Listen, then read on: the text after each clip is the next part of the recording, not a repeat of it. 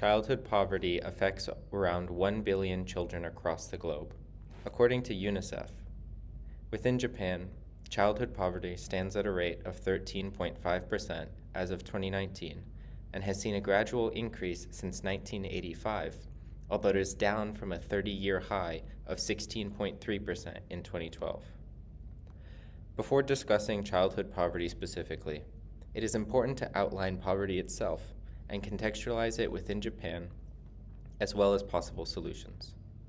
It is an important issue facing not just Japan, but the rest of the world, and solving it will have positive effects on the future of our society. The Nippon Foundation has calculated that relieving the burden of childhood poverty in Japan would cost the government around 1.1 trillion yen per year, while providing 2.9 trillion yen in benefits to the Japanese economy.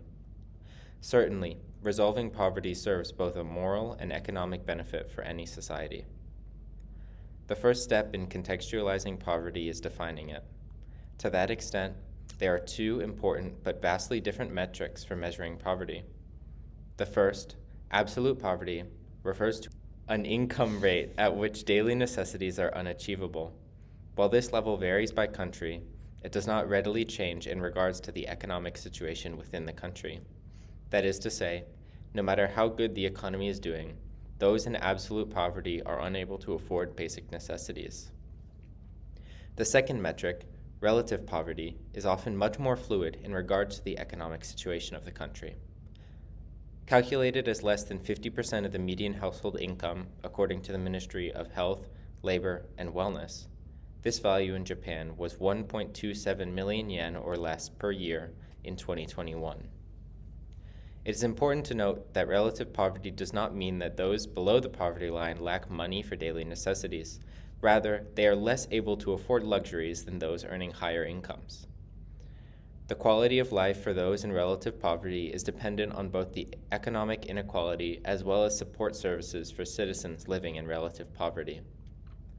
As for children, since their finances depend mostly on their parents, the childhood poverty rate is correlated with the overall poverty rate. For children, that stands at around 13.5% as of 2019, accounting for roughly 1 in 7 Japanese children. The rate of childhood poverty also depends on family composition. In 2021, 48.3% of single families where children were impoverished, which puts Japan at 35th of 36 countries surveyed by the OECD. In comparison, households with 2 parents saw a child poverty rate of just 9.7% and 12.8% in so-called 3-generation households as of 2015. Clearly then, a leading factor to child poverty is the composition of the household, with single-parent households at a much greater risk of poverty than other household types. Despite the correlation between childhood poverty and poverty of any age, it is important to distinguish childhood poverty due to the impact that it has on future outcomes. According to Hughes and Tucker, poverty is a strong reinforcing factor in the accumulation of adverse childhood experiences. Adverse childhood experiences, or ACEs, are potentially traumatic events that occur in childhood. Examples may include experiencing violence, abuse, or neglect, witnessing violence in the home or community, having a family member attempt or die, or suicide. Also include aspects of the child's environment that can undermine their sense of safety, stability, and bonding. Examples can include growing up in a household with substance use problems, mental health problems, instability due to parental separation. There are noticeable negative effects in adulthood in terms of mental and physical health and social achievement if children experience ACEs.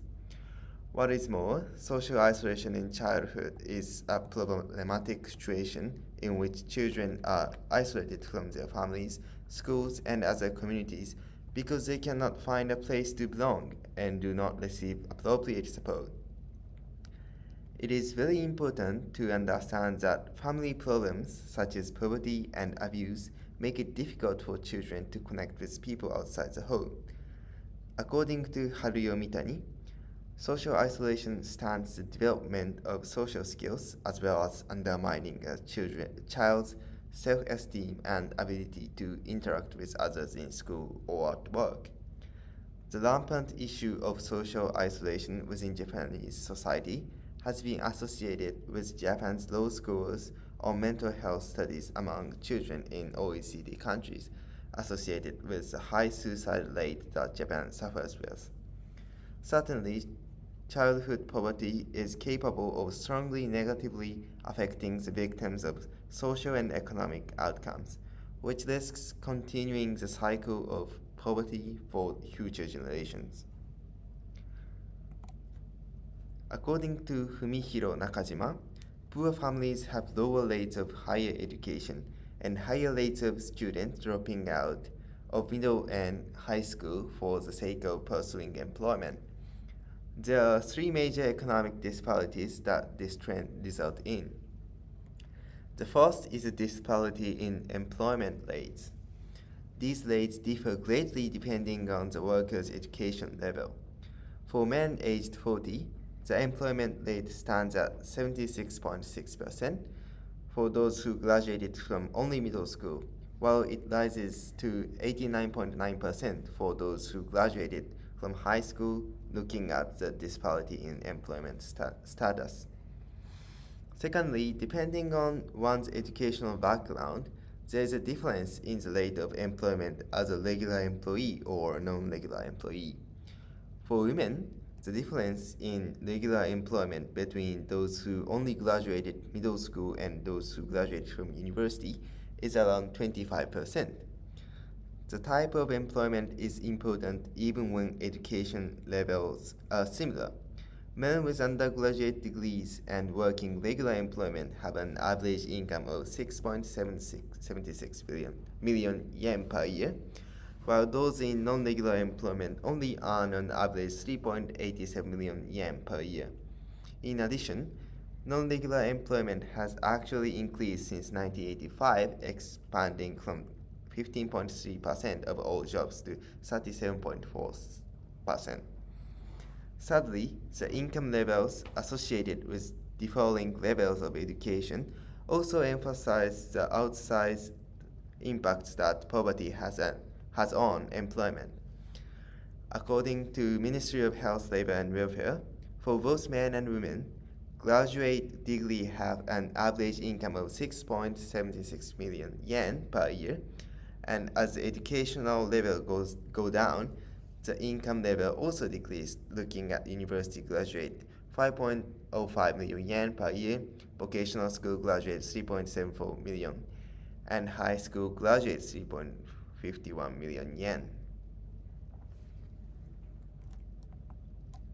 Regardless of education levels, it is important to look at the makeup of those affected by childhood poverty, as well as the families which they live in. As mentioned previously, single-parent households are dramatically more likely to be affected by poverty than other groups. In addition to this, single mothers struggle far more than single fathers in regards to both income and employment, with single mothers making on average around 2.7 million yen per year versus 5.2 million yen for single fathers. In the same vein, single mothers are much more likely to be employed as non-regular employees than single fathers, although they are actually more likely to have any form of employment than single fathers are. As mentioned previously, a large cause of child poverty is the financial situation of the family supporting that child before they are able to support themselves. To that extent, it's important to look at causes and effects of poverty in general as a means to alleviate child poverty. The most impacted type of household is those of single parents, who often face a much more difficult time according to the expenses incurred through raising children, and unlike dual-parent households, cannot lessen the cost of child care by raising the child themselves. Having a single earner paying for the expenses would clearly negatively impact a family's ability to afford these expenses, especially when the aid provided by the Japanese government does not effectively cover the pitfall in income that is having one fewer earner. In fact, the Japanese government provides around 180,000 yen per year in order to raise a child, which only covers around 36% of the estimated 500,000 yen. and that lowers to just 120,000 yen per year once the child turns 3. These government programs often focus on the families acquiring assistance from families, both physical and monetary, rather than acquiring from the government, often encouraging those looking for support to reach out to family members before being given the assistance.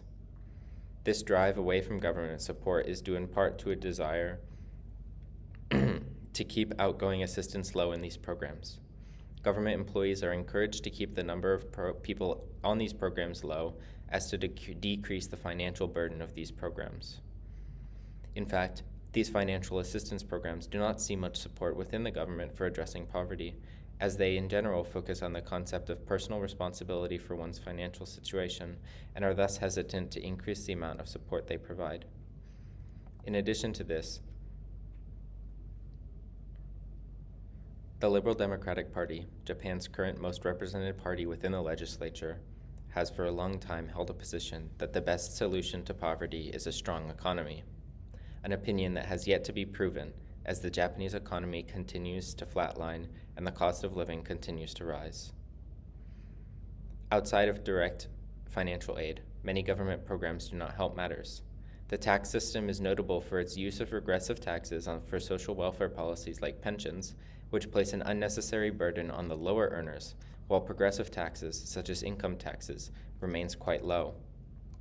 Regressive taxes are those which disproportionately affect lower income persons, typically having a cap on payments, such that income over a certain value is not taxed, which results in a higher tax burden on those whose income falls below the gap. However, support from the citizenry is often lacking as well. Effective methods of raising funds for social programs, such as raising a consumption tax or income tax, are unpopular, and even the most supported method, decreasing the amount of foreign aid given to foreign countries, sees less than a majority support at just 46.5%. The needs of impoverished children differ significantly from those of adults, particularly in areas like food, education, and school supplies. According to Miyoshito Shakai Fukushi Kyogigai, children require balanced nutrition to support their physical and cognitive development, making access to healthy meals essential. In education, they need opportunities for learning and growth, which includes not only attending school but also having adequate school supplies like textbooks and stationery to participate effectively. Academic support and equal educational opportunities are also integral in ending the cycle of poverty. As mentioned above, child poverty is a chain reaction, and to stop the chain, education is a means to cut the chain. Improvements to mental health services for children are effective in limiting both exposure and harm that results from adverse childhood experiences. Studies have shown that income levels are a strong predictor of mental health in Japan, with higher income adolescents reporting lower levels of mental health issues, as well as higher percentages of healthy habits, such as brushing one's teeth and eating breakfast. Despite this, many of the needs of children are similar, if not identical, to those of adults. This chart regarding the needs of children stratified by socioeconomic status illustrates that needs for telephone access, electricity, gas, housing, and more, all issues faced by both children and adults. The support from the public is less likely. The public is wary of funding that increases personal financial burdens. However, as is suggested, relieving the burden of child poverty in Japan would benefit the Japanese economy.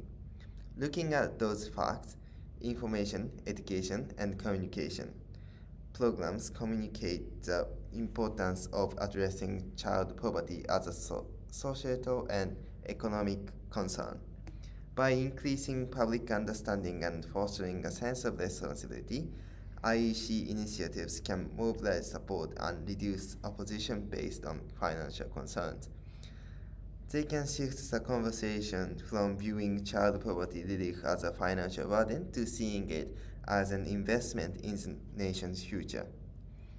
Service provision offers direct support to families in need by providing tangible resources, services, and programs that address the immediate challenges of child poverty.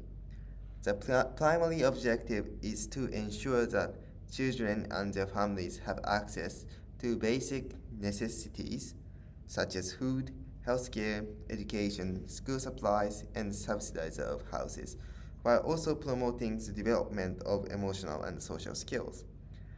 By meeting these fundamental needs, service provision helps mitigate the effect of poverty, enabling children to focus on their education and well-being, and fostering a more supportive environment for their overall growth and development.